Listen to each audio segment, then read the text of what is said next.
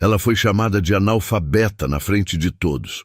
Pegou um caderno e desenhou por 2 minutos em silêncio. Quando viraram o papel, a sala inteira congelou. Aquela garçonete escondia um segredo que faria a mulher mais arrogante do lugar cair em lágrimas. Beatriz sentiu o líquido gelado escorrer pela lateral da taça de cristal no exato momento em que a voz ecoou pelo salão. Você ao menos sabe ler o rótulo dessa garrafa, querida? Ou é analfabeta como a maioria que trabalha aqui? O silêncio que se seguiu foi tão denso que até o som da música ambiente pareceu engolido. Todas as cabeças se viraram. Celulares levantaram discretamente. E Beatriz Mendes, com seus 28 anos de experiência em esconder quem realmente era, sentiu algo diferente naquela noite. Algo que não era vergonha. Era raiva, pura e controlada. O restaurante Imperador estava lotado como nunca. Lustres de cristal pendurados no teto alto jogavam luz dourada sobre mesas cobertas com toalhas importadas. O ar cheirava a perfume caro, misturado com vinhos que custavam mais que o salário anual da maioria das pessoas. Era noite de gala beneficente, o tipo de evento onde a elite da cidade vinha para ser vista, ajudando os pobres, enquanto tratava os garçons como móveis. Beatriz conhecia bem aquele jogo. Trabalhava ali há meses, sempre discreta, sempre invisível, exatamente como planejava. Helena Vasconcelos era impossível de ignorar. Ela havia entrado no restaurante como quem pisa em território conquistado, tiara de diamantes na cabeça, colar de esmeraldas no pescoço e aquele sorriso afiado de quem sabia exatamente o poder que tinha. O marido, Eduardo, caminhava 2 passos atrás, elegante no terno escuro, mas com uma expressão cansada que denunciava anos de convivência com aquela mulher. Eles se sentaram na mesa principal, no centro do salão, onde todos pudessem admirar, ou invejar, ou ambos. Beatriz tinha sido escalada para servir aquela mesa. Dona Carmen, a gerente, avisou pela manhã com um tom de desculpa. Sei que você prefere as mesas discretas, Bia, mas essa noite preciso de alguém que não se abale fácil. A senhora Vasconcelos é complicada. Complicada era um eufemismo generoso. Beatriz aceitou sem reclamar. Afinal, estava ali justamente para isso, para sentir o mundo real, para lembrar de onde vinha, para nunca esquecer o que era ser tratada como menos. A primeira interação já tinha sido tensa. Helena reclamou da temperatura do champanhe, depois da disposição das flores na mesa, depois do ângulo da cadeira. Beatriz absorveu tudo com profissionalismo impecável, respondendo com gentileza ensaiada, ajustando cada detalhe sem demonstrar irritação. Eduardo ocasionalmente olhava para a esposa com desconforto visível, mas nunca intervinha. Apenas baixava os olhos e bebia vinho em silêncio. Foi na hora de servir a garrafa especial, uma safra rara que Eduardo havia escolhido pessoalmente, que tudo desandou. Beatriz apresentou o rótulo conforme protocolo, inclinando a garrafa para que Eduardo pudesse conferir. Helena interceptou com um gesto brusco. Espere. Você sabe o que está servindo? Sabe ler francês, ao menos? A voz dela tinha aquele tom de quem não fazia pergunta de verdade, apenas preparava o terreno para humilhar. Chateau Margaux, safra de 1990, madame. Beatriz respondeu com voz calma, pronunciando perfeitamente. Helena ergueu uma sobrancelha, visivelmente irritada por não ter conseguido a reação que buscava.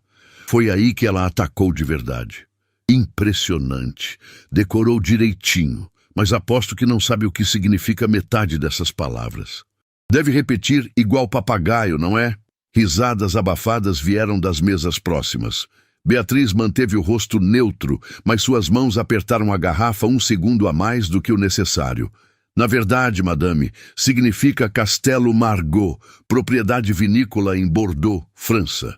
A safra de 90 é considerada uma das melhores do século XX, com notas de cassis, tabaco e especiarias. Harmoniza perfeitamente com o cordeiro que a senhora pediu. O silêncio voltou, mas agora era diferente. Era o tipo de silêncio onde todo mundo segura a respiração, esperando a explosão. Helena ficou vermelha, não de vergonha, de fúria. Ela se levantou da cadeira tão rápido que a taça quase tombou. Quem você pensa que é para me dar lição? A voz saiu alta demais, estridente demais. Outros garçons pararam de servir. Dona Carmen apareceu na entrada da cozinha, corpo tenso. Eduardo finalmente levantou os olhos do prato, mas ainda assim não falou nada. Helena avançou, invadindo o espaço pessoal de Beatriz. Garçonetes como você deveriam saber seu lugar, servir calada, não fingir que tem educação. Peço desculpas se ofendi, madame, Beatriz disse, e havia algo no tom dela que não era submissão. Era controle absoluto. Helena percebeu, e isso a enfureceu ainda mais. Ofendeu? Você não tem capacidade nem de ofender alguém como eu. Aposto que mal terminou o ensino médio. Provavelmente nem isso. Analfabeta funcional vestida de garçonete. A frase saiu como cuspe. Várias pessoas nas mesas próximas mexeram nos celulares. Alguns já estavam gravando. Beatriz respirou fundo. Contou até 5 mentalmente. Sentiu o peso do caderno de desenhos no bolso do avental. Aquele caderno que carregava sempre consigo como amuleto. Aquele pedaço de papel que guardava quem ela realmente era. E então, pela primeira vez em meses de silêncio estratégico, ela decidiu que era a hora. A senhora tem razão em uma coisa, Beatriz disse, voz firme, mas sem agressividade. Eu deveria saber meu lugar. Ela puxou o caderno do avental, pegou um lápis grafite que estava preso na espiral. E meu lugar é aqui. Helena deu uma risada cruel. Ah, agora a analfabeta vai fazer o quê? Escrever uma cartinha? Mais risadas das mesas ao redor, mas essas já soavam nervosas, constrangidas.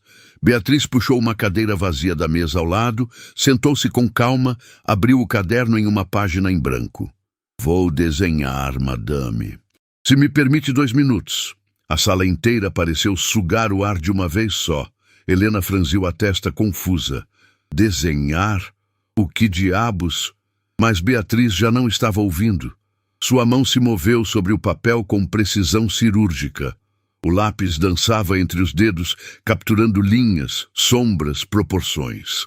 As pessoas começaram a se levantar das mesas, aproximando-se discretamente, tentando ver o que estava acontecendo. Eduardo inclinou o corpo para frente, fascinado. Dona Carmen saiu completamente da cozinha, olhos arregalados, e Helena, ainda de pé, ainda vermelha de raiva, ainda segurando sua pose de superioridade, começou a perceber que algo estava muito errado. Os primeiros 30 segundos foram a estrutura, formato do rosto, proporções, ângulos. Depois vieram os detalhes. A tiara de diamantes, cada pedrinha desenhada individualmente com reflexos que pareciam reais. O colar de esmeraldas caindo sobre o decote do vestido. As rugas finas ao redor dos olhos que a maquiagem cara tentava esconder. E, finalmente, a expressão. Aquela expressão de desdém congelada no papel com uma precisão que beirava o sobrenatural. Quando Beatriz terminou exatamente 2 minutos depois, ela levantou o caderno e virou para Helena. A mulher ficou pálida, não pelo desenho em si, mas pelo que ele revelava. Ali estava ela, capturada com perfeição técnica absurda, mas havia algo mais. O desenho não mentia. Mostrava a arrogância, a frieza, a crueldade disfarçada de classe. Era como se Beatriz tivesse desenhado não apenas o rosto de Helena, mas sua alma. Meu Deus! Alguém sussurrou. Um homem de terno cinza da mesa do fundo se levantou, olhos fixos no desenho. Ele era Vicente Almeida, dono de uma das maiores galerias de arte da cidade. E ele conhecia aquele traço, conhecia muito bem. Esse estilo não pode ser. Ele puxou o celular com mãos trêmulas, procurou imagens, comparou. Quando encontrou o que buscava, deixou o aparelho cair na mesa. B. Mendes! ele disse, voz tremendo. Você é a artista B. Mendes. O restaurante explodiu, não em som, mas em movimento. Todos se levantaram ao mesmo tempo. Celulares apontaram, câmeras dispararam, porque B. Mendes não era uma artista qualquer. Era a artista. Aquela que vendia quadros por milhões em leilões internacionais. Aquela que ninguém conhecia o rosto porque trabalhava sob pseudônimo absoluto. Aquela cujo último quadro foi arrematado por um colecionador árabe por uma quantia que daria para comprar o próprio restaurante Imperador 3 vezes. Beatriz se levantou, guardou o lápis, fechou o caderno. Olhou para Helena com aquele mesmo sorriso gentil que usava o tempo todo. Prazer, madame. Beatriz Mendes. E sim, eu sei ler, inclusive em francês, italiano, espanhol e alemão. Ela estendeu o desenho para Helena, que estava congelada, boca entreaberta, incapaz de processar o que acabava de acontecer. Pode ficar com o desenho, é de graça, diferente dos meus outros trabalhos. Helena pegou o papel com mãos tremendo. Eduardo estava de pé agora, olhando para Beatriz com uma mistura de admiração e descrença total. Dona Carmen tinha lágrimas escorrendo pelo rosto. E Vicente Almeida já estava discando para colecionadores, galeristas, jornalistas. A notícia ia explodir. A garçonete analfabeta era, na verdade, uma das artistas mais caras e misteriosas do mundo. Por quê? Eduardo finalmente encontrou a voz. Por que uma artista milionária trabalha como garçonete? Beatriz olhou para ele e, pela primeira vez naquela noite, permitiu que sua verdadeira expressão aparecesse. Não era raiva, não era vingança, era algo muito mais profundo.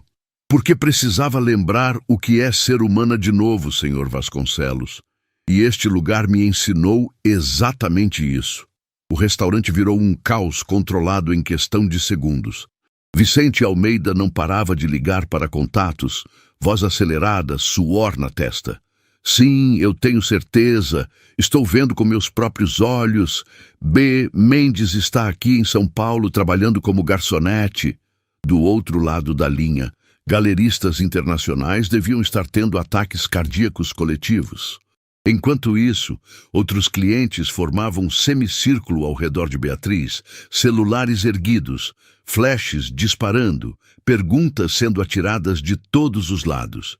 E no centro daquele furacão, ela permanecia calma, quase serena, como se tivesse esperado por aquele momento a vida inteira. Helena continuava parada, segurando o desenho com mãos que tremiam visivelmente. O papel parecia pesar toneladas. Aquela caricatura não era apenas um retrato. Era um espelho cruel mostrando tudo que ela tentava esconder sob camadas de maquiagem cara e arrogância ensaiada. As rugas ao redor dos olhos, a tensão na mandíbula, a frieza no olhar. Tudo estava ali, exposto, imortalizado em grafite por alguém que ela tinha chamado de analfabeta 2 minutos atrás. A ironia era tão brutal que doía fisicamente. Eduardo deu um passo à frente, afastando-se da mesa pela primeira vez desde que sentara. Seus olhos não saíam de Beatriz. Eu conheço seu trabalho, ele disse, voz baixa, mas firme o suficiente para cortar o barulho ao redor. Tenho 3 quadros seus. Comprei em leilão há alguns anos. Silêncio Urbano, Fragmentos de Memória e O Peso do Invisível. Beatriz virou o rosto para ele, surpresa genuína, atravessando sua expressão controlada. Esses quadros custaram mais de 15 milhões no total, Eduardo continuou. E agora descubro que a artista que os criou estava servindo vinho na minha mesa. 15 milhões de reais? A voz de Helena saiu estrangulada, fragmentada pelo choque. Ela olhou para o desenho na mão, depois para Beatriz, depois de volta para o papel. A matemática cruel começava a fazer sentido na cabeça dela. Aquela garçonete analfabeta provavelmente tinha mais dinheiro que ela e Eduardo juntos. A humilhação pública que Helena havia tentado infligir acabava de se virar contra ela com uma força devastadora. Dona Carmen finalmente conseguiu se mover. Ela atravessou o salão com passos rápidos, olhos arregalados, e parou na frente de Beatriz. Você é B. Mendes? A voz dela tremia. Por que nunca me contou? Por que trabalha aqui? Eu não entendo nada. Beatriz pegou a mão da gerente com gentileza. Porque precisava, Carmen. Precisava muito. E havia algo no jeito que ela disse aquilo. Uma vulnerabilidade escondida sob anos de controle, que fez a sala inteira silenciar novamente. Há alguns anos, Beatriz começou, voz firme mas carregada de emoção. Eu perdi a pessoa mais importante da minha vida. Minha mãe adotiva, Dona Clarice. Ela me criou sozinha depois que me adotou do orfanato. Me ensinou tudo. Me deu lápis e papel quando eu tinha 5 anos e disse que eu podia desenhar o mundo inteiro se quisesse. As palavras saíam devagar, medidas, cada uma carregando o peso de verdade vivida. Quando ela partiu, eu entrei em um buraco tão fundo que a arte perdeu completamente o sentido. Vicente Almeida baixou o celular. Outros clientes que estavam gravando pausaram os vídeos. Algo na atmosfera havia mudado. Não era mais frenesi de celebridade. Era outra coisa, mais íntima, mais humana. Beatriz continuou. Eu tinha dinheiro, tinha fama, mesmo que ninguém conhecesse meu rosto. Tinha galerias me implorando por novas obras. Mas quando sentava para desenhar, minha mão travava, porque tudo que eu criava vinha de um lugar que Dona Clarice tinha preenchido. E esse lugar estava vazio. Então você veio trabalhar aqui? Eduardo perguntou, genuinamente tentando entender. Beatriz assentiu. Não aqui especificamente. No começo, qualquer lugar. Trabalhei em cafeteria, em livraria, em floricultura, lugares onde eu pudesse observar pessoas reais, vivendo vidas reais. Não colecionadores ricos comprando arte como investimento. Não galeristas calculando comissões. Pessoas de verdade. Ela fez uma pausa, olhou ao redor do restaurante e quando seus olhos pousaram em Dona Carmen novamente, algo se suavizou. Mas eu vim para o imperador por um motivo muito específico. Logo depois que perdi minha mãe, eu entrei aqui uma noite. Estava destruída. Não tinha comido em dias, não tinha dormido. Só queria sentar em algum lugar com gente ao redor para não me sentir tão sozinha. A voz dela vacilou pela primeira vez. Eu não tinha dinheiro comigo. Tinha esquecido a carteira em casa. Pedi só um copo de água. Dona Carmen levou a mão à boca. Seus olhos se arregalaram como se uma memória antiga acabasse de ressurgir do fundo da mente. Não, ela sussurrou. Beatriz sorriu, e era um sorriso triste, carregado de saudade. Uma garçonete veio até minha mesa. Ela percebeu que eu estava mal. Não perguntou nada, só trouxe sopa, pão quente, chá, pagou tudo do próprio bolso. Sentou comigo por horas, me ouviu chorar, me ouviu falar da minha mãe. E quando eu finalmente consegui me levantar para ir embora, ela segurou minha mão e disse algo que nunca esqueci. A sala estava tão silenciosa que dava para ouvir a respiração coletiva. Ela disse, talento sem humanidade é técnica vazia. Se você quer criar algo que toque as pessoas de verdade, precisa primeiro sentir o mundo como ele é, viver simples, viver de verdade, sem máscaras. Beatriz olhou diretamente para Carmen. Aquela garçonete era sua irmã, Luciana. Dona Carmen desmoronou. As pernas falharam e ela teria caído se Eduardo não tivesse se movido rápido para segurá-la. Soluços saíam do peito dela em ondas descontroladas. Luciana, minha Luciana, ela nunca me contou, nunca disse nada sobre você. A dor na voz dela era tão crua, tão exposta, que várias pessoas na sala começaram a chorar junto. Beatriz se ajoelhou na frente de Carmen, pegou as mãos dela entre as suas. Ela salvou minha vida naquela noite. Literalmente. Eu estava em um lugar muito escuro. E aquele ato de bondade, aquela humanidade pura vinda de alguém que ganhava salário mínimo, mas deu do próprio bolso para alimentar uma estranha, me mostrou que ainda existia luz no mundo. Lágrimas finalmente escorreram pelo rosto de Beatriz também. Quando voltei dias depois para agradecer, me disseram que ela tinha saído de licença. Fiquei esperando. Voltei várias vezes, mas Luciana nunca mais apareceu. Carmen soluçou mais alto. Ela ficou doente logo depois, uma condição delicada, lutou por meses e depois não conseguiu terminar a frase. Não precisava. Todos entenderam. Beatriz apertou as mãos de Carmen com força. Procurei por ela. Tentei descobrir o sobrenome, onde morava, qualquer coisa, mas ninguém aqui tinha informações completas. Ela era discreta demais. E quando finalmente consegui rastreá-la, através de registros antigos, descobri que ela já tinha partido. Vicente Almeida limpou a garganta, visivelmente emocionado.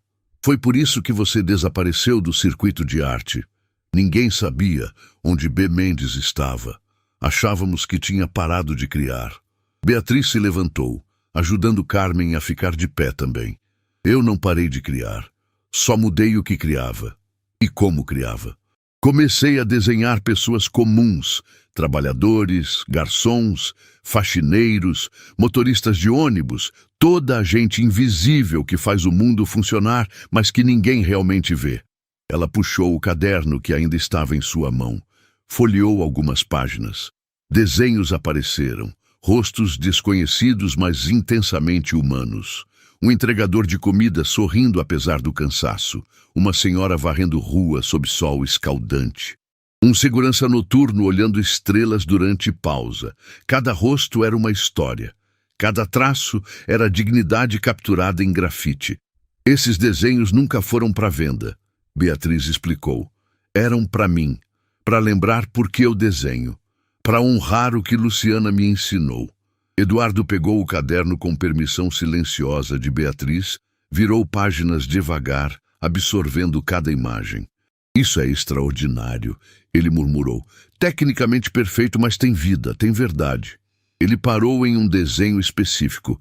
Era um autorretrato de Beatriz vestida de garçonete, servindo mesa vazia. Mas no reflexo da janela atrás dela, aparecia outra mulher. Luciana, sorrindo. Você nunca a esqueceu. Jamais, Beatriz confirmou, voz embargada. E foi por isso que voltei para cá, não só para trabalhar, mas para estar perto do último lugar onde senti a bondade dela, para honrar a memória de alguém que me salvou sem nem saber quem eu era. Ela se virou para Carmen. Eu queria te encontrar, queria te contar tudo isso, mas não sabia como. Não sabia se você ia acreditar, se ia entender. Do bolso do avental, Beatriz tirou um envelope branco dobrado com cuidado. Então decidi fazer do jeito que eu sei fazer, desenhando. Carmen abriu o envelope com mãos trêmulas. Dentro havia um desenho em papel especial, protegido por acetato. Era Luciana, não uma foto. Um desenho tão detalhado, tão real, que parecia que ela ia sair do papel a qualquer momento. Ela estava sorrindo, aquele sorriso gentil e caloroso. E embaixo, uma inscrição em caligrafia delicada. Para Carmen. Sua irmã me ensinou que bondade é a maior obra de arte que alguém pode criar. Com gratidão eterna, Beatriz. Carmen apertou o desenho contra o peito e chorou. Chorou por Luciana. Chorou pela bondade inesperada da irmã que não estava mais ali para receber o reconhecimento. Chorou pela artista famosa que honrava a memória de uma garçonete simples como se fosse a pessoa mais importante do mundo. E ao redor dela, o restaurante inteiro estava em lágrimas. Funcionários abraçavam uns aos outros. Clientes limpavam os olhos discretamente. Até Vicente Almeida, homem acostumado a ver a arte valer milhões, chorava abertamente. Beatriz puxou outro envelope do avental. Esse era maior, mais grosso, fechado com lacre. Ela entregou para Carmen. Luciana pagou minha refeição naquela noite. Acho que foram uns R$ 50.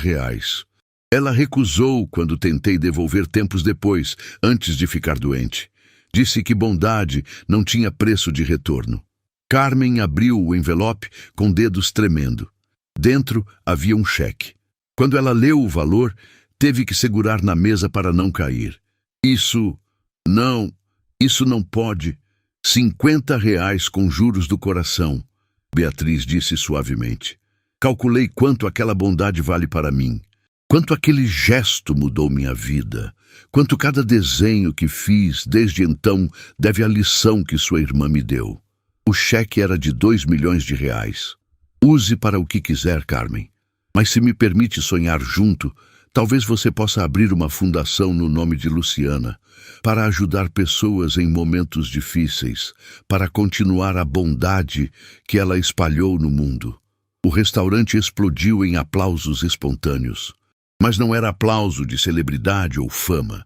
Era reconhecimento de algo raro e precioso, humanidade real em um mundo cheio de máscaras.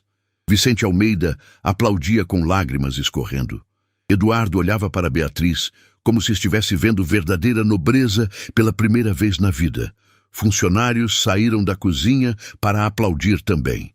E no meio de tudo aquilo, Carmen abraçava Beatriz com força, sussurrando agradecimentos que se perdiam entre soluços. Foi quando o celular de Vicente tocou alto. Ele atendeu ainda emocionado, limpando os olhos. Alô?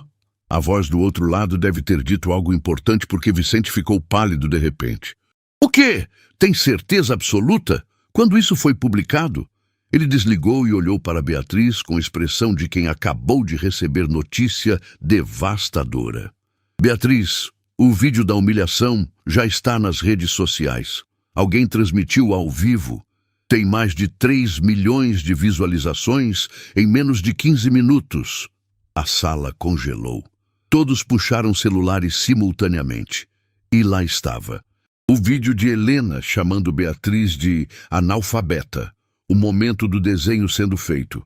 A revelação da identidade de B. Mendes. Hashtags explodindo. Comentários em dezenas de idiomas. Memes já sendo criados. A história tinha viralizado globalmente em tempo real. Meu Deus, alguém sussurrou. Isso vai estar em todos os noticiários amanhã. Helena, que estava esquecida no canto durante toda a cena emocional, finalmente reagiu. Ela jogou a caricatura no chão com força. Isso é ridículo, absolutamente ridículo. A voz dela saiu estridente, desesperada. Todos se viraram para olhá-la. Vocês não veem? Ela armou isso, planejou tudo para me humilhar, para ganhar atenção. É golpe, manipulação barata. Os dedos dela apontavam acusatoriamente para Beatriz, tremendo de raiva ou medo, talvez ambos. Helena, pare! A voz de Eduardo era baixa, mas tinha um tom que ninguém ali tinha ouvido antes. Autoridade misturada com decepção profunda. Helena se virou para ele, esperando apoio, mas o que viu no rosto do marido a fez recuar um passo. Eduardo, você não pode acreditar nessa farsa. Ela é oportunista. Está usando uma história triste para... Chega! Eduardo se levantou completamente, afastando a cadeira. Ele pegou o celular do bolso, abriu algo e virou a tela para Helena. Era o vídeo viral. Ele apertou play. A voz de Helena ecoou do alto-falante. Você ao menos sabe ler o rótulo, querida? Ou é analfabeta como a maioria aqui? Eduardo pausou. 3,5 milhões de pessoas já viram você falando isso. Amanhã serão 30 milhões. Na semana que vem, o mundo inteiro vai saber exatamente quem você é. Helena ficou lívida. Ela olhou ao redor da sala, procurando por apoio, por alguém que concordasse com ela. Mas encontrou apenas olhares de desaprovação, pena ou desconforto. Até as amigas da alta sociedade, que estavam em outras mesas, desviavam os olhos quando Helena tentava fazer contato visual.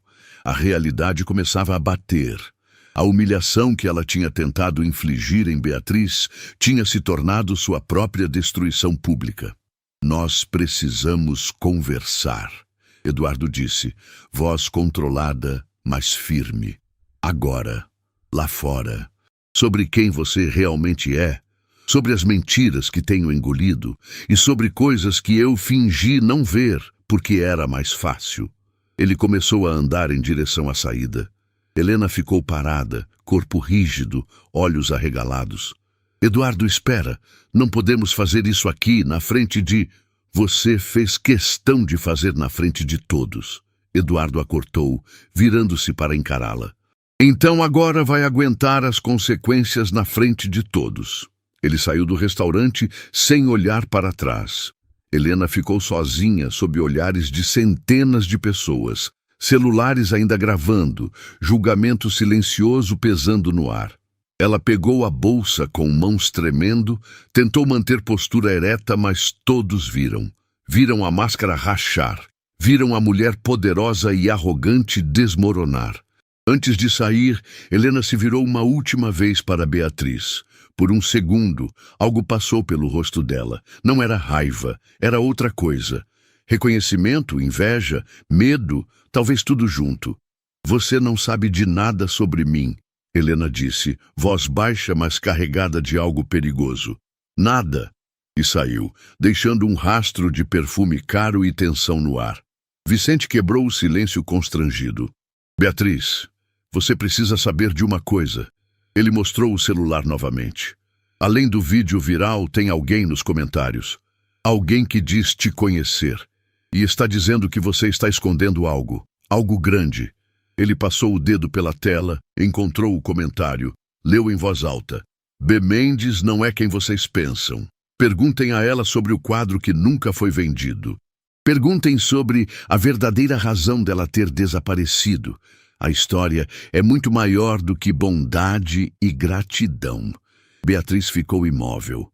Seu rosto, que tinha estado emotivo e aberto durante toda a conversa sobre Luciana, fechou-se instantaneamente. Voltou aquela máscara de controle, aquele olhar distante. Quem escreveu isso? Ela perguntou, voz cuidadosamente neutra. Vicente checou. Usuário anônimo. Mas tem verificação azul. É alguém conhecido, alguém do mundo da arte. Dona Carmen tocou o braço de Beatriz. O que isso significa? Que quadro é esse? Beatriz não respondeu imediatamente. Ela olhou para a porta por onde Helena e Eduardo tinham saído. Depois olhou para o desenho de Luciana ainda nas mãos de Carmen. E finalmente olhou para Vicente. Significa que meu passado me alcançou mais rápido do que eu esperava. Ela fechou o caderno de desenhos, guardou no avental. E que a história que contei hoje é só metade da verdade. A sala inteira prendeu a respiração. Vicente deu um passo à frente. Beatriz, o que você está dizendo? Ela sorriu, mas era um sorriso triste, carregado de peso, que ninguém ali conseguia entender completamente. Estou dizendo que vocês precisam se preparar. Porque se esse comentário veio de quem eu acho que veio, então amanhã o mundo inteiro vai descobrir o segredo que eu escondi por 3 anos. E quando isso acontecer, a história da garçonete humilde e talentosa vai parecer conto de fadas perto da verdade. E com essas palavras, Beatriz se virou e caminhou de volta para a cozinha, deixando uma sala cheia de pessoas chocadas, confusas e desesperadas por respostas que ela claramente não estava pronta para dar. A manhã seguinte explodiu nas telas do mundo inteiro. O vídeo da humilhação de Helena tinha ultrapassado 20 milhões de visualizações. Estava nos trending topics globais, sendo dissecado em programas de televisão, virando meme, virando símbolo. Mas não era só isso. O comentário misterioso sobre o quadro que nunca foi vendido tinha incendiado a internet. Teorias pipocavam a cada segundo, e todos queriam a mesma coisa: respostas. Beatriz acordou com o telefone explodindo, literalmente. Tantas notificações que o aparelho estava quente na mão dela. Ela olhou a tela. 243 ligações perdidas, mais de 1000 mensagens não lidas, e-mails que não paravam de chegar, o mundo inteiro batendo na sua porta ao mesmo tempo. Ela desligou o celular, respirou fundo e foi até a cozinha fazer café como se fosse um dia normal. Porque precisava daquela ilusão de normalidade antes que tudo desmoronasse. A campainha tocou. Beatriz olhou pelo olho mágico. Vicente Almeida. E tinha alguém com ele. Uma mulher de uns 50 anos, elegante, mas não ostensiva, olhar inteligente e penetrante. Beatriz reconheceu na hora. Doutora Isabela Furtado, crítica de arte mais respeitada do país. A mulher que tinha escrito livros inteiros sobre B. Mendes sem nunca ter conhecido a artista pessoalmente. E agora estava ali, na porta. Beatriz abriu, não disse nada. Só se afastou para deixá-los entrar. Vicente entrou nervoso, quase tropeçando nas próprias palavras. Beatriz, eu sei que é cedo, eu sei que você deve estar sobrecarregada, mas precisamos conversar urgente sobre... Foi você quem escreveu o comentário. Beatriz cortou, olhando diretamente para Isabela. Não era pergunta, era constatação. Isabela não negou. Entrou na sala, olhou ao redor do apartamento simples, e algo naquele olhar era aprovação. Ou talvez compreensão. Fui eu, e não peço desculpas. A voz dela era firme, sem arrogância, apenas verdade crua. Você ia continuar escondida para sempre. Ia deixar o mundo criar narrativas sobre você. E eu não podia deixar isso acontecer. Você não tinha direito, Beatriz respondeu, mas não havia raiva na voz, só cansaço. Isabela sentou no sofá sem ser convidada. Tinha, porque passei 3 anos estudando sua obra. Passei 3 anos tentando entender por que a artista mais brilhante da sua geração simplesmente desapareceu. E quando finalmente descobri a verdade sobre o quadro cancelado, entendi tudo. Ela tirou um tablet da bolsa, abriu uma imagem. Reflexos de identidade. O quadro que você se recusou a vender. Vicente se aproximou para ver, e quando viu, ficou sem ar. Era Beatriz, pintada com técnica que desafiava a física, mas não era só isso. Era dor capturada em óleo sobre tela. Era solidão transformada em cor. Era tudo que um ser humano pode sentir quando perde o chão sob os pés. Os olhos da Beatriz, pintada, tinham algo que fazia qualquer um que olhasse sentir vontade de abraçá-la e chorar junto.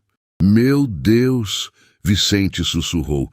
Isso não é arte, isso é confissão. Beatriz virou o rosto, incapaz de olhar para a própria imagem.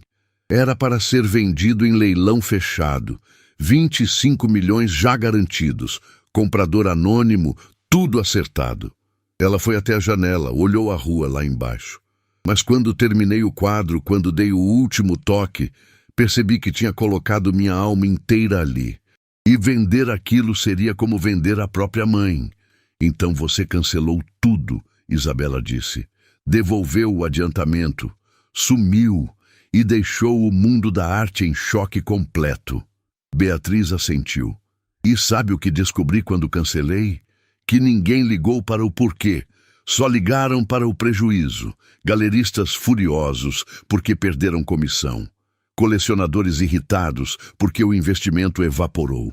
Ninguém, absolutamente ninguém perguntou se eu estava bem. Vicente deu um passo à frente, voz embargada. Beatriz, eu não sabia. Se soubesse, você teria feito o quê? Ela o cortou, virando para encará-lo. Teria cancelado suas comissões? Teria parado de vender arte como se vendesse ações? Não, Vicente. Você é parte do sistema. Todos somos. O silêncio que caiu foi pesado, sufocante. Isabela quebrou. Foi por isso que você desapareceu. Porque percebeu que estava alimentando uma máquina que transformava a emoção humana em commodity. Não era pergunta. Era entendimento. Beatriz sentiu lágrimas subirem.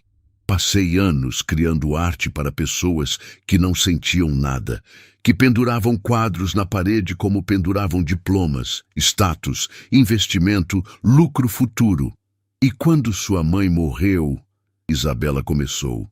Quando Dona Clarice partiu, Beatriz corrigiu, voz quebrando, percebi que toda a minha arte era vazia, porque eu tinha me esquecido de por que comecei a desenhar. Não era para ficar rica, não era para ser famosa, era para capturar humanidade, para fazer as pessoas sentirem. Ela limpou as lágrimas com raiva, mas o sistema me transformou em máquina de produzir mercadoria cara, e eu deixei. porque era mais fácil que admitir a verdade. Vicente se sentou pesadamente. Sua cabeça estava nas mãos. Meu Deus! E eu fiz parte disso. Por anos eu... Beatriz se aproximou, tocou o ombro dele. Você fez o que todo mundo faz, Vicente. Sobreviveu dentro do sistema que existe. Não te culpo, mas também não podia mais fazer parte. A campainha tocou novamente. Insistente, agressiva. Beatriz olhou pelo olho mágico e congelou. Do outro lado havia 3 pessoas com câmeras profissionais. Jornalistas. Tem gente na porta, ela disse, voz tensa. Vicente foi até a janela, olhou para baixo. Tem pelo menos 10 vans de TV na rua. Beatriz, eles descobriram seu endereço. O telefone fixo começou a tocar. Depois o interfone. Depois vozes gritando do lado de fora. B. Mendes, só queremos conversar. Uma entrevista rápida. O público merece saber a verdade. A pressão estava ficando insuportável. Beatriz sentiu as paredes fechando. O apartamento que era refúgio, virando prisão. Isabela se levantou, foi até Beatriz, segurou os ombros dela com firmeza. Escuta, você tem 2 opções agora. Deixar que outros contem sua história do jeito deles, ou contar você mesma, do seu jeito. Beatriz balançou a cabeça desesperada. Eu não quero contar para ninguém, quero só... Desaparecer de novo? Isabela a cortou. Não vai dar, não depois de ontem. O mundo inteiro viu quem você é. Não tem mais volta. Vicente pegou o celular, mostrou a tela. Era notícia ao vivo. Beatriz, eles estão dizendo que você teve um colapso mental, que é por isso que desapareceu. Tem psicólogo na TV especulando sobre sua saúde. Tem gente dizendo que você precisa de ajuda profissional. Beatriz leu as manchetes e sentiu náusea. Estavam transformando sua dor em entretenimento, sua escolha consciente em patologia. Eles vão destruir você, Isabela disse, voz dura, mas honesta. Vão criar narrativa, vão dizer que você é instável, que suas escolhas foram sintoma de doença. E daqui a um mês, sua história vai ser sobre a artista problemática que teve surto e virou garçonete.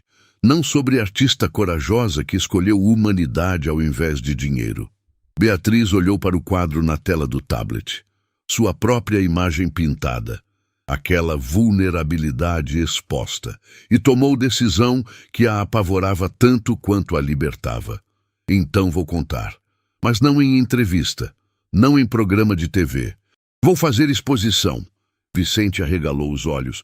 Exposição, agora. Exposição pública. Beatriz confirmou, voz ganhando força. Uma única noite, esse quadro exposto.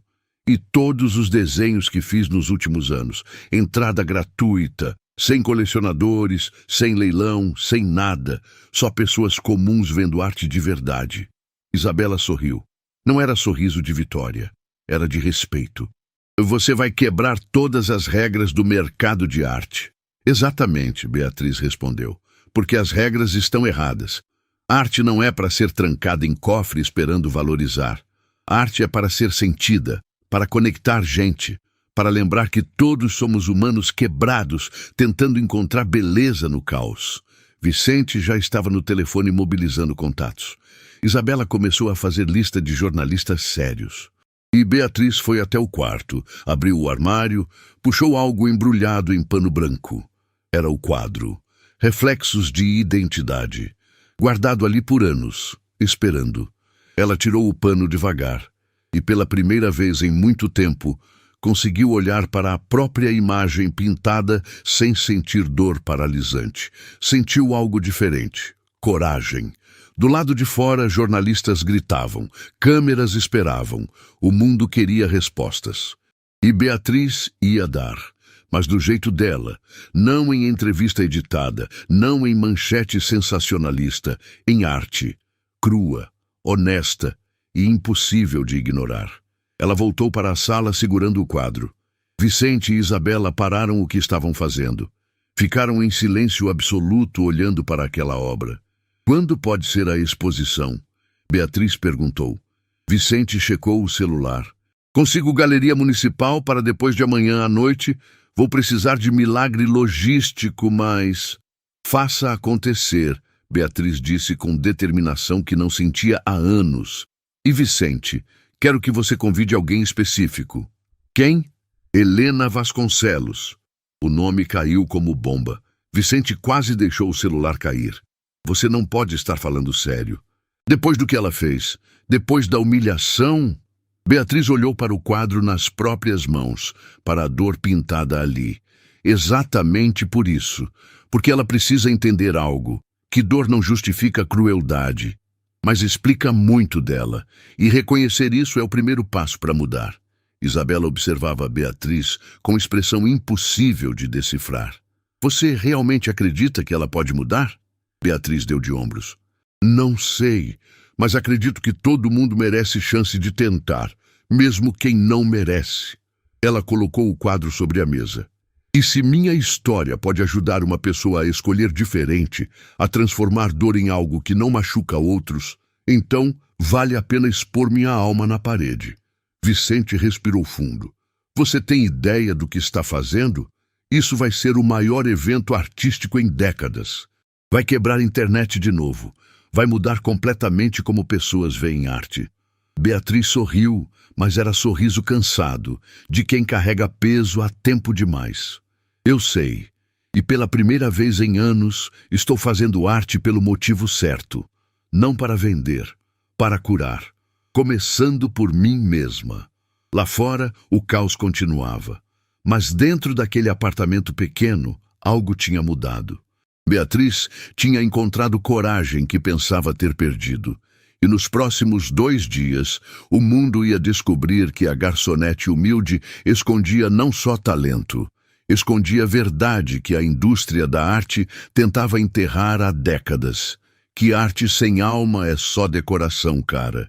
E que humanidade vale infinitamente mais que qualquer número em leilão. Enquanto Beatriz planejava sua exposição do outro lado da cidade, Helena Vasconcelos enfrentava o colapso total de sua vida cuidadosamente construída. O apartamento luxuoso que compartilhava com Eduardo parecia uma prisão. Ela não saía há 2 dias. Não por escolha, mas por medo. Medo das câmeras que acampavam na porta do prédio. Medo dos comentários que inundavam suas redes sociais. Medo de encarar o mundo que agora havia exatamente como ela era. O celular não parava de tocar, mas nunca eram ligações que ela queria atender. Sua assessora de imprensa pediu demissão por mensagem. 3 marcas de luxo que a patrocinavam cancelaram contratos citando incompatibilidade de valores. O clube social onde era sócia vitalícia enviou carta formal, sugerindo que se afastasse temporariamente. E as amigas da alta sociedade, aquelas que riam de suas piadas cruéis e aplaudiam sua arrogância, simplesmente desapareceram. Ninguém atendia suas ligações. Ninguém respondia mensagens. Eduardo estava trancado no escritório há horas. Helena podia ouvi-lo falando ao telefone, voz controlada, mas tensa. Ele estava fazendo controle de danos empresariais. A empresa da família Vasconcelos tinha perdido 2 contratos importantes, porque investidores não queriam associação com a mulher que humilhou garçonete. A ironia era brutal. Helena, que sempre se orgulhou de ser esposa de empresário poderoso, agora era o peso que puxava o marido para baixo. Ela caminhou até o espelho do quarto. A mulher que olhava de volta estava diferente. Olheiras profundas, cabelo despenteado, rosto sem maquiagem, mostrando todas as rugas que produtos caros tentavam esconder. E nos olhos, algo que Helena não via há muito tempo, medo real. Não medo performático de perder status, medo genuíno de que tudo que ela tinha construído fosse desmoronar, porque estava desmoronando, na frente do mundo inteiro. O notebook estava aberto na cama, ainda mostrando a enxurrada de notícias. Helena forçou-se a ler. Helena Vasconcelos, de rainha da elite a símbolo de arrogância tóxica. Esposa de empresário vira exemplo do que não ser em sociedade. Vídeo viral expõe comportamento cruel de socialite contra a trabalhadora. Cada título era uma facada. Cada comentário, veneno destilado. E o pior era que ela não podia negar nada. Estava tudo gravado. Sua voz, suas palavras, sua crueldade exposta em alta definição. A porta do escritório se abriu. Eduardo saiu, parou no corredor, olhou para Helena com expressão que ela nunca tinha visto antes. Não era raiva, era decepção. Pior que raiva. Decepção significava que ele tinha esperado mais dela e ela tinha falhado. Precisamos conversar, ele disse, voz cansada. Helena assentiu, incapaz de encontrar palavras. Eles se sentaram na sala, um de frente para o outro, como estranhos dividindo espaço. Perdi a conta de quantas reuniões tive hoje. Eduardo começou. Sócios querendo saber se vou me divorciar de você. Investidores exigindo que você faça declaração pública. Advogados aconselhando ações legais contra quem postou o vídeo. Ele passou a mão pelo rosto. E sabe o que percebi no meio de tudo isso? Que ninguém me perguntou se você estava bem. Nem eu perguntei. Helena sentiu algo apertar no peito. Eu não estou bem, ela admitiu, voz saindo baixa, quebrada. Estou destruída, Eduardo. Tudo que construí está desmoronando. E a pior parte é que eu mereço. Eu sei que mereço. Jazz, as palavras saíram como confissão forçada, arrancada à força de um lugar que ela mantinha trancado há décadas. Porque aquela mulher no vídeo, aquela mulher cruel e arrogante, essa sou eu. Sempre fui. Eduardo ficou quieto, esperando. Helena continuou, palavras fluindo agora, como se uma represa tivesse rompido. Você sabe de onde eu vim? Sabe mesmo? Ela não esperou resposta. Cresci em casa de 2 cômodos na periferia. Minha mãe limpava casas. Meu pai abandonou a gente quando eu tinha 7 anos. Eu usava uniforme escolar remendado. Comia merenda porque em casa não tinha comida. E na escola, as meninas ricas faziam exatamente comigo o que eu fiz com aquela garçonete. Eduardo se inclinou para a frente, surpreso. Ele sabia que Helena vinha de origem humilde, mas nunca tinha ouvido detalhes. Ela nunca compartilhava. Elas me chamavam de fedorenta, Helena disse, lágrimas finalmente escapando. Diziam que eu cheirava a pobreza. Riam da minha mochila velha, me excluíam de tudo. E sabe o que eu jurei para mim mesma? Que um dia eu seria rica, tão rica que ninguém nunca mais poderia me humilhar. E conseguiu? Eduardo disse suavemente. Helena balançou a cabeça com amargura. Não consegui, porque continuei pobre por dentro. Continuei sendo aquela menina com medo, só que ao invés de enfrentar esse medo, eu o transformei em arma. Passei a humilhar os outros antes que pudessem me humilhar. Criei essa persona de mulher poderosa e cruel, porque achei que isso me protegia. Mas não protegia, Eduardo concluiu. Helena soluçou. Não, só me transformou exatamente no tipo de pessoa que eu odiava. Nas meninas ricas que me torturaram. E quando vi aquela garçonete com o caderno, quando percebi que ela tinha talento, que era especial, algo em mim quis destruir isso. Porque eu nunca tive nada especial. Só dinheiro que consegui casando bem. Eduardo ficou paralisado pela crueldade daquela frase. Não a crueldade de Helena, mas a crueldade da verdade. Você acha que se casou bem? Ele perguntou, voz tensa. Acha que nosso casamento é só transação? Helena olhou para ele, realmente olhou, talvez pela primeira vez em anos. Não sei, Eduardo. Eu te amo? Ou amo a segurança que você representa? A blindagem social? O sobrenome que me deu respeitabilidade? O silêncio que se seguiu foi denso, sufocante. Eduardo se levantou, caminhou até a janela. 22 anos de casamento. Ele disse, olhando a cidade lá embaixo. E só agora você está sendo honesta comigo, ou consigo mesma. Helena se levantou também, deu alguns passos hesitantes em direção a ele. Eduardo, eu sinto muito, por tudo, por ser uma farsa, por te usar, por me transformar em monstro. Você não é monstro, Eduardo disse, virando-se para encará-la. Você é humana, assustada, machucada, cheia de traumas que nunca tratou. Mas isso não justifica o que fez com Beatriz, com tantas outras pessoas ao longo dos anos. Helena assentiu, aceitando. Eu sei, e não estou pedindo justificativa. Nem sei o que estou pedindo. Eduardo suspirou fundo. Recebi algo hoje, um convite. Ele puxou um envelope do bolso.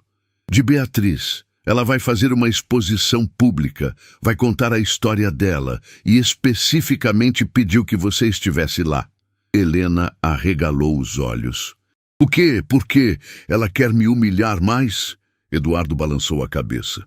Não, a mensagem dela disse que quer que você entenda algo sobre dor, sobre transformação, sobre como pessoas quebradas podem escolher caminhos diferentes. Helena pegou o convite com mãos tremendo. Era simples, elegante, sem pompa. Exposição pública, reflexos de identidade. Uma noite, uma verdade. Entrada gratuita. Embaixo, escrito à mão em caligrafia delicada. Helena, sua presença é importante, não para você ser julgada, mas para você entender que todos carregamos dor. A diferença está no que fazemos com ela. Beatriz. Ela está me convidando depois do que fiz? Helena sussurrou, incrédula. Eduardo deu de ombros. Ela está te dando algo que você nunca deu a ninguém. Uma segunda chance. Helena olhou para o convite, depois para o marido, depois para o próprio reflexo na janela. Pela primeira vez em décadas, viu a si mesma com clareza brutal e não gostou. Eu vou, ela disse, voz firme pela primeira vez em dias. Vou porque preciso entender como alguém que foi humilhada publicamente consegue oferecer bondade para quem a humilhou. Preciso saber se ainda existe redenção para alguém como eu. Eduardo colocou a mão no ombro dela, gesto gentil, mas distante. Redenção sempre existe, Helena, mas você precisa querer de verdade, não porque o mundo está te cancelando, mas porque você quer ser pessoa melhor. Helena segurou a mão dele. Apertou. Eu quero, juro que quero. Eduardo assentiu, mas não disse se acreditava, porque naquele momento nem ele sabia. Só o tempo diria se Helena Vasconcelos estava realmente pronta para mudar, ou se era só mais uma máscara, mais uma performance, mais uma mentira em uma vida construída sobre mentiras. O convite ficou sobre a mesa, amassado pelas mãos nervosas de Helena.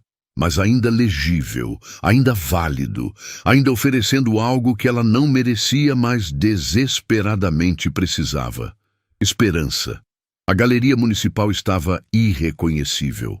Vicente tinha mobilizado sua equipe inteira para transformar o espaço em algo que nunca tinha sido feito antes. Nada de cordões de veludo separando o público de obras, nada de seguranças impedindo aproximação. Nada de etiquetas com preços astronômicos, apenas arte e pessoas, misturadas sem barreiras. A fila começou a se formar 6 horas antes da abertura. Não era fila de elite, eram pessoas comuns. Estudantes de arte dormindo em sacos de dormir na calçada, trabalhadores que tiraram folga especialmente para estar ali.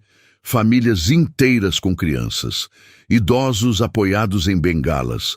A exposição tinha capacidade para 500 pessoas, mas havia mais de 3.000 esperando do lado de fora. Beatriz olhava pela janela do segundo andar, coração apertado. Nunca vi nada assim, Vicente disse ao lado dela, voz embargada. Nunca! Em 30 anos trabalhando com arte, nunca vi pessoas comuns fazendo fila para ver exposição. Isabela checava os preparativos finais, mas parou para observar também. É porque não é sobre arte cara, Vicente. É sobre história humana. E todo mundo quer se conectar com isso. Beatriz vestia roupa simples, calça jeans, blusa branca, tênis confortável, nada de vestido de gala, nada de joias. Ela queria que as pessoas vissem a artista real, não a persona construída. Ela chegou? Beatriz perguntou, sem precisar especificar quem. Vicente checou o celular. Carro dela acabou de estacionar, mas tem manifestantes na entrada. Seguranças estão criando corredor. Do lado de fora, Helena descia do carro com Eduardo. A transformação era visível. Cabelo preso simples, maquiagem leve, roupa discreta. Mas nada disso importava para as 50 pessoas que começaram a gritar quando a reconheceram. Arrogante! Pediu desculpas, foi nada. Vai embora. Os gritos eram como flechas. Eduardo segurou o braço de Helena quando sentiu ela vacilar. Você não precisa fazer isso, ele disse baixinho. Helena respirou fundo. Preciso, mais do que você imagina. A entrada foi humilhante. Celulares gravando, pessoas xingando. Algumas até cuspindo no chão quando ela passava. Helena manteve a cabeça baixa, não revidou, não respondeu. Apenas caminhou. E cada passo parecia custar um pedaço de sua dignidade já destroçada. Quando finalmente entraram na galeria, ela estava tremendo. Eduardo a guiou para um canto mais reservado. Respira, só respira. Beatriz desceu as escadas no momento exato em que as portas se abriram oficialmente. A multidão entrou como onda, mas era onda respeitosa, silenciosa, reverente, porque o que viram tirou o fôlego de todos. As paredes estavam cobertas de desenhos, centenas deles, todos os rostos que Beatriz tinha capturado nos últimos anos. Trabalhadores invisíveis agora imortalizados em grafite. E no centro da sala principal, iluminado por luz suave e sozinho, estava o quadro. Reflexos de identidade. As pessoas se aproximaram devagar. Alguns começaram a chorar antes mesmo de chegar perto, porque o que viam não era técnica perfeita, era dor humana transformada em cor, era vulnerabilidade sem filtro, era tudo que a sociedade ensina a esconder, exposto com coragem absoluta. Uma senhora idosa tocou o vidro protetor com dedos tremendo. Meu Deus, ela sussurrou. Essa moça colocou a alma aqui. Beatriz subiu em pequeno palco improvisado. Microfone simples na mão. A sala silenciou instantaneamente. 500 pessoas esperando. Milhares assistindo transmissão ao vivo pelo celular. E Beatriz, respirando fundo, começou a falar. Obrigada por virem. Obrigada por darem a esta exposição algo que a arte perdeu faz tempo. Presença real. Conexão humana. Ela contou tudo. Sobre Dona Clarice, que a adotou e ensinou que amor não tem preço. Sobre Luciana, que salvou sua vida com R$ 50 e palavras certas no momento certo. Sobre o leilão cancelado porque percebeu que estava vendendo pedaços de si mesma. Sobre os anos trabalhando invisível porque precisava sentir o mundo de verdade. E sobre o quadro central, aquele autorretrato que guardava cada grama de dor que ela carregava.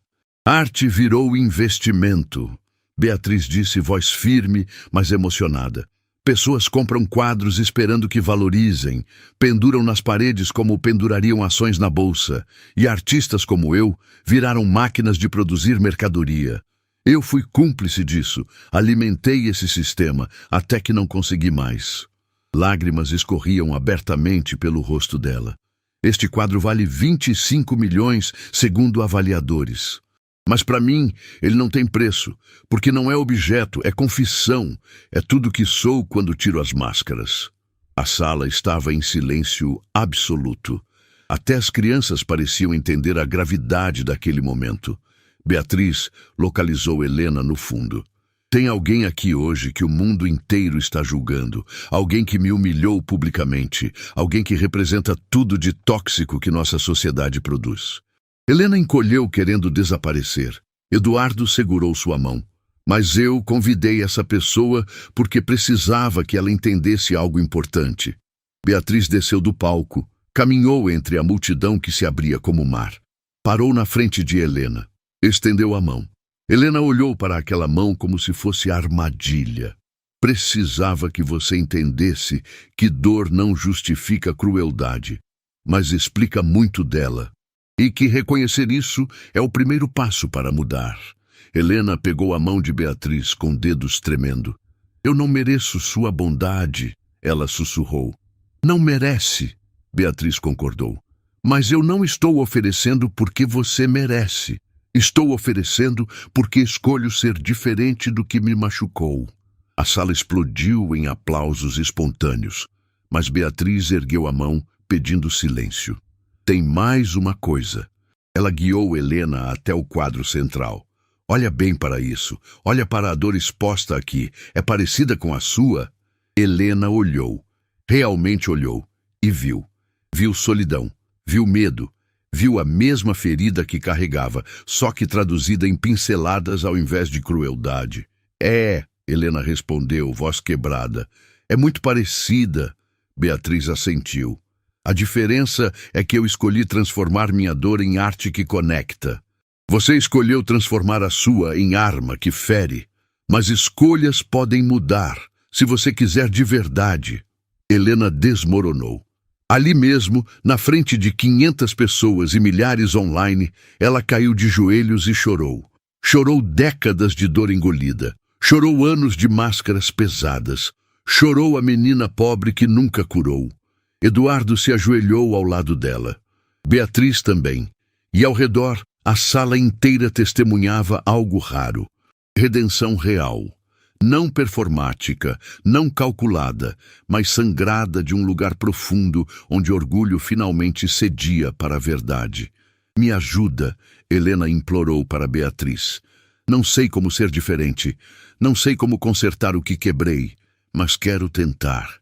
Beatriz limpou as próprias lágrimas. Começa pedindo desculpas, de verdade, para cada pessoa que machucou. Começa reconhecendo o estrago. E depois constrói diferente. Um dia de cada vez, uma escolha de cada vez.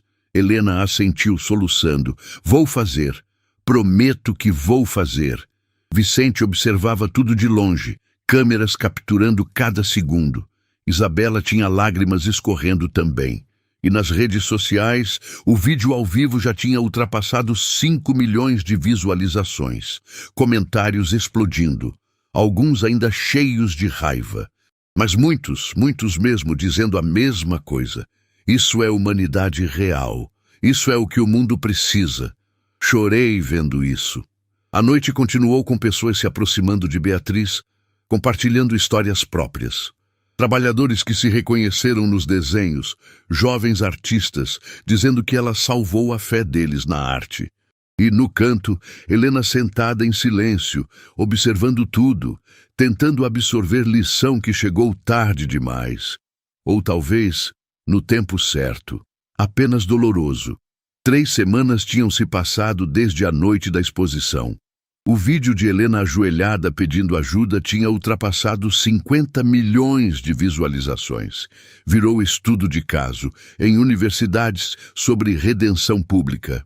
Virou tema de debate em programas de TV. Virou símbolo de que pessoas podiam mudar.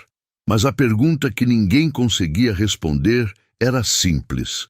Será que Helena Vasconcelos estava realmente mudando? Ou era só mais uma performance? A resposta começou a aparecer em lugares inesperados.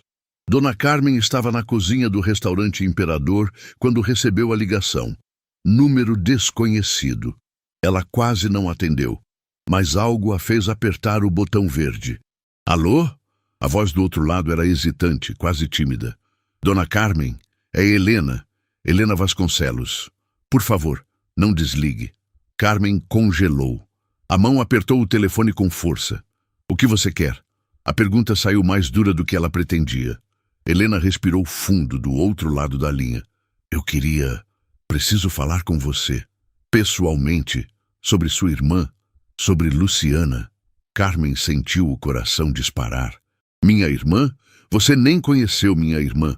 Eu sei, Helena disse, voz embargada, mas preciso te contar uma coisa. Algo que descobri. Algo que vai mudar tudo.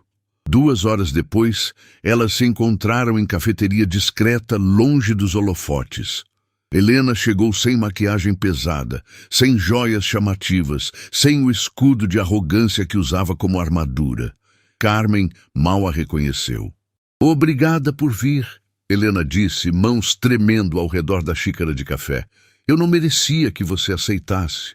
Não merecia mesmo, Carmen concordou sem suavizar. Então por que estou aqui? Helena puxou o envelope amarelado da bolsa.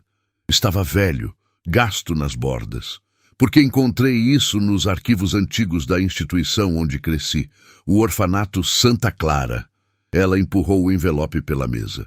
E quando vi o nome, quase desmaiei.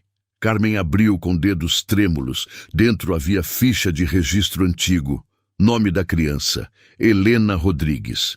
Data de nascimento. E embaixo, nome da voluntária que mais cuidava dela. Luciana Santos. A mesma Luciana. A irmã de Carmen. Não, Carmen sussurrou, olhos enchendo de lágrimas. Não é possível. É, Helena confirmou chorando também. Sua irmã cuidou de mim quando eu tinha 4 anos. Por quase 2 anos, ela foi a única pessoa que me tratou com carinho naquele lugar. E quando fui adotada e saí de lá, nunca mais a vi. Nunca soube o nome dela completo. Só lembrava do rosto, do sorriso, da gentileza. Carmen não conseguia processar. Sua irmã, a mesma irmã que salvou Beatriz décadas depois. A mesma irmã bondosa que espalhava luz onde ia. Tinha cuidado de Helena, da mulher que se tornaria símbolo de arrogância e crueldade. Ela te amava? Carmen perguntou, voz quebrando. Helena assentiu, soluços escapando. Me amava. Era a única que me abraçava quando eu chorava. A única que dizia que eu era especial. A única que me fazia sentir vista. Então por que você virou? Carmen não conseguiu terminar a frase. Helena limpou o rosto com as costas da mão. Porque depois que saí do orfanato, fui para a família que me adotou só por aparência, por status. Eles queriam um projeto de caridade para ostentar. E me ensinaram que bondade é fraqueza, que gentileza é para tolos. Passei anos desaprendendo tudo que Luciana me ensinou. O silêncio que caiu foi pesado de décadas de escolhas erradas. Quando vi Beatriz contando a história sobre sua irmã na exposição, Helena continuou. Algo dentro de mim quebrou, porque percebi que Luciana passou a vida salvando pessoas quebradas. Beatriz, eu, provavelmente dezenas de outras. E eu joguei fora tudo que ela me deu. Transformei amor que recebi em veneno que espalhei. Carmen pegou a ficha antiga. Passou o dedo sobre o nome da irmã escrito à mão. Luciana sempre dizia que bondade plantada nunca morre completamente, que fica adormecida, esperando o momento certo para brotar de novo.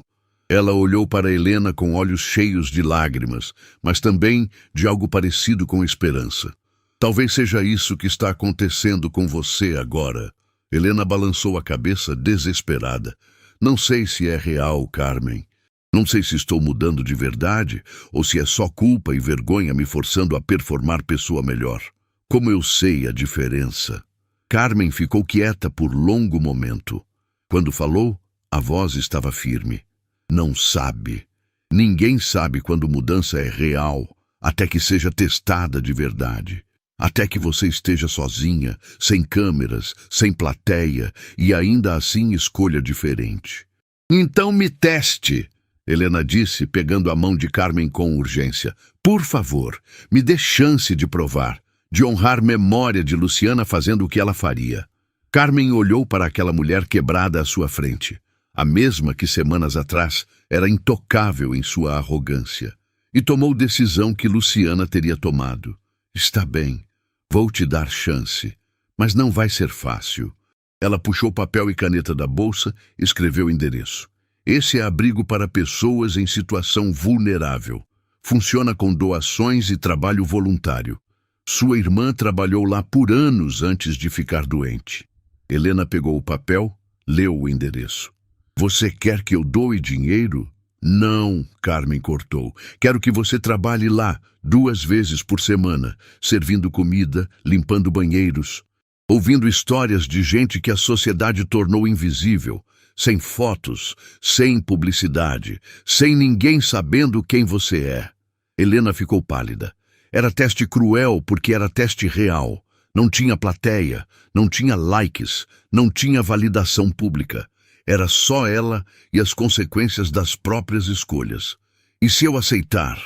Ela perguntou, voz pequena. Carmen se levantou, pegou a bolsa.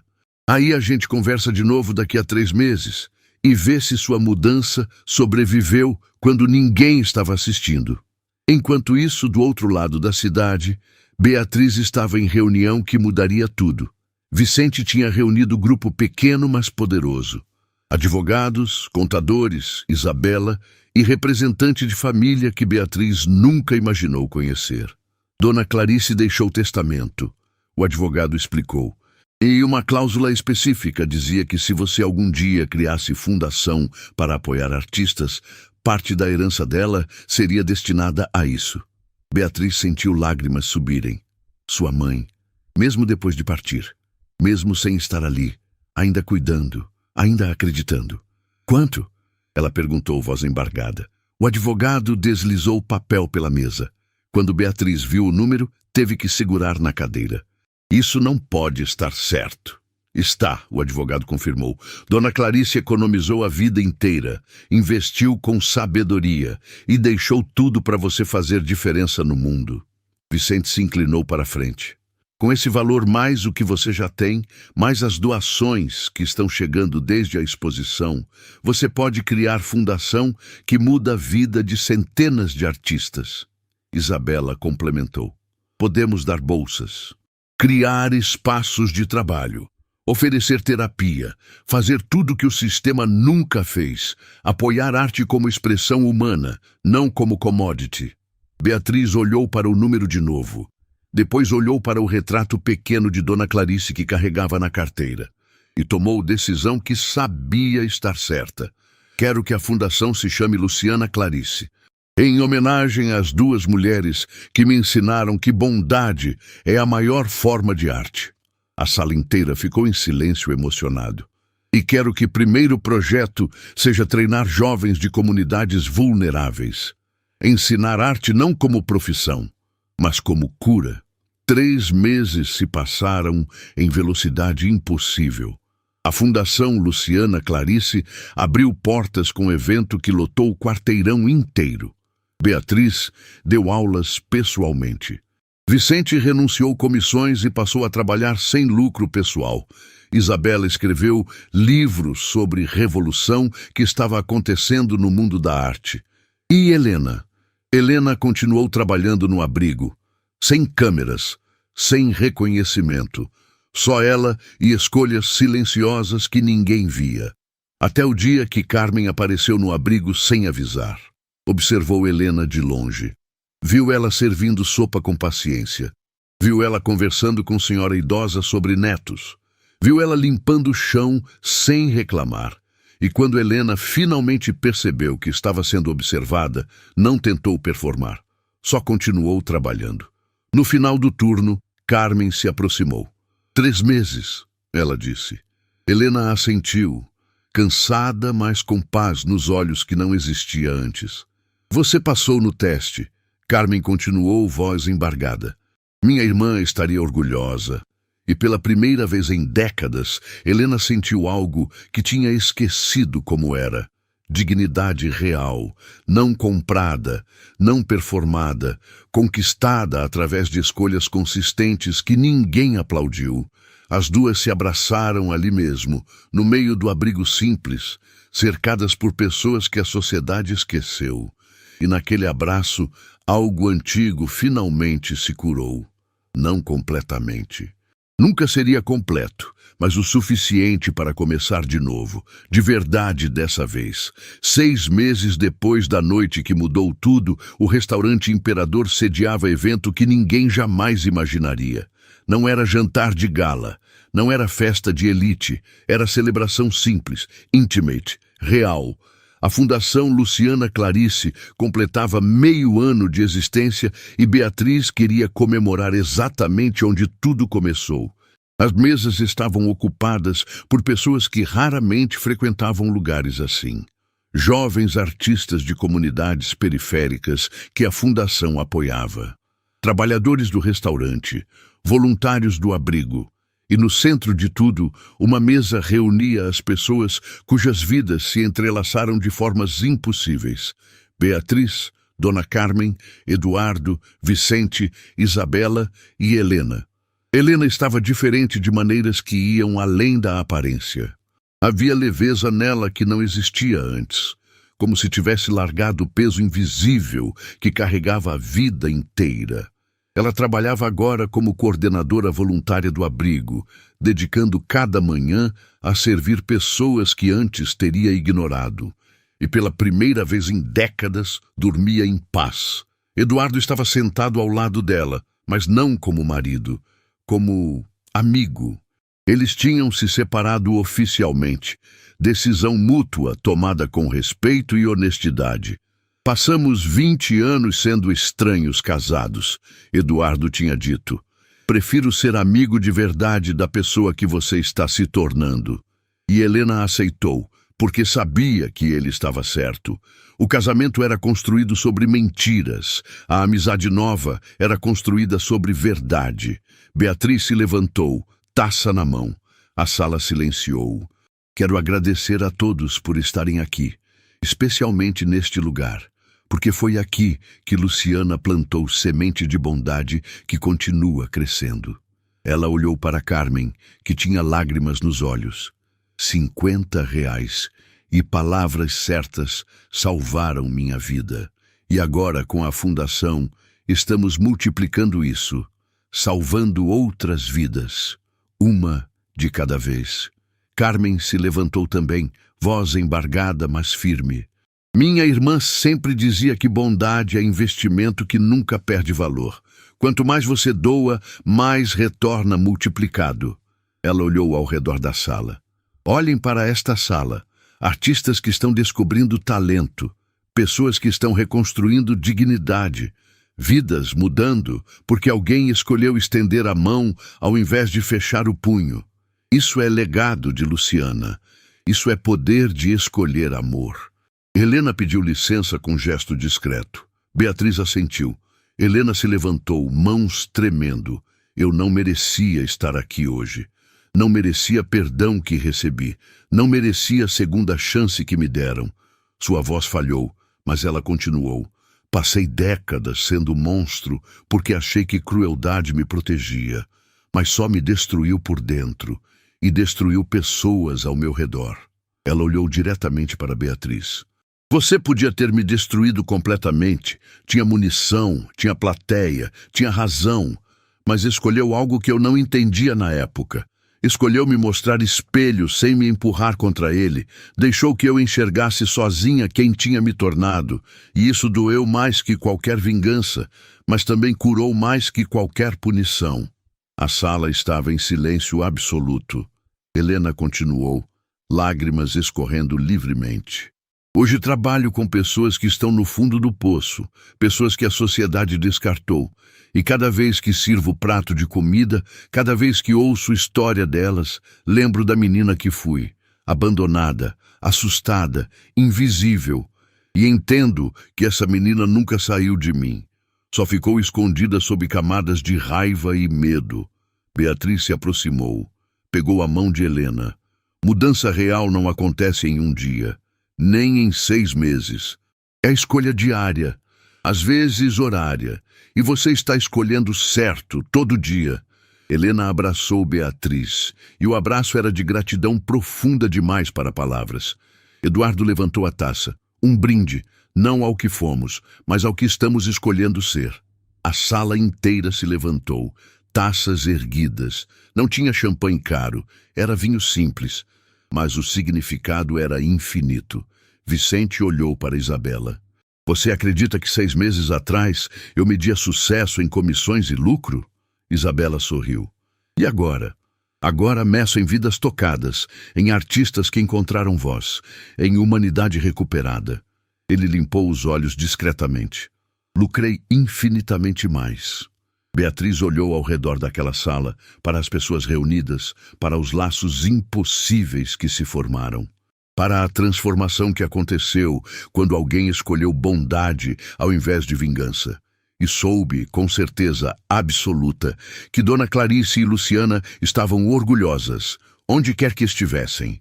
A noite terminou não com discursos grandiosos, mas com abraços genuínos, com promessas de continuar escolhendo certo, com esperança de que bondade plantada realmente nunca morre. Só adormece esperando o momento certo para florescer. Beatriz foi a última a sair do restaurante. Parou na porta, olhou para trás e sussurrou para o vazio, sabendo que de alguma forma elas ouviriam. Obrigada, mãe. Obrigada, Luciana, por me ensinarem que a maior obra de arte que alguém pode criar não está em tela ou papel. Está em como escolhemos tratar pessoas quando ninguém está olhando. Está em transformar dor em cura. Está em plantar bondade mesmo em solo árido, porque eventualmente sempre floresce. E fechou a porta, levando consigo certeza de que algumas histórias não terminam. Apenas se transformam em novas histórias, contadas por pessoas que foram tocadas e que vão tocar outras, em ciclo infinito de humanidade real, em mundo que às vezes esquece o que isso significa.